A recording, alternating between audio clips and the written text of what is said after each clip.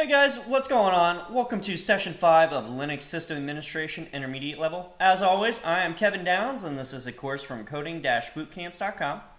Today, we're going to be going over some basic networking. Okay? So just as a quick recap, in our last session, we went over common problems and symptoms, troubleshooting steps, repairing general boot problems, repairing the Grub2 bootloader, hard drive problems, restoring shared libraries, system logs, and rsyslogd. Today, we're going to be going over networking services overview, network manager introduction, network configuration files and locations and formats, enabling and restarting network services with systemctl, configuring basic networking manually, and configuring basic networking with the network manager. Let's go and jump right in here with network services overview. So network services can be started and run through the system startup scripts as its own standalone daemon. However, to conserve system resources and make it easier to manage services, the inetd or Internet Super Daemon program is used to run various services such as FTP and Telnet.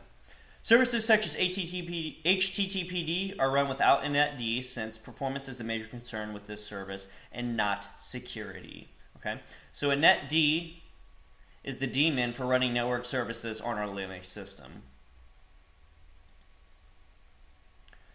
Let's talk about the network manager. So the network manager is a program providing detection and configuration for systems to automatically connect to the network. Okay, and guys, we can actually see this on our desktop on our systems when we log in. This is where we go when we click to say, hey, connect to Wi-Fi, or set a certain connection via wireless and things like that. So Network Manager's functionality can be useful for both wireless and wired networks. For wireless networks, Network Manager prefers known wireless networks and has the ability to switch to the most reliable network. Network Manager aware applications can switch from online and offline mode. Network Manager also prefers wired connections over wireless ones and has support for modern connections and certain types of VPN.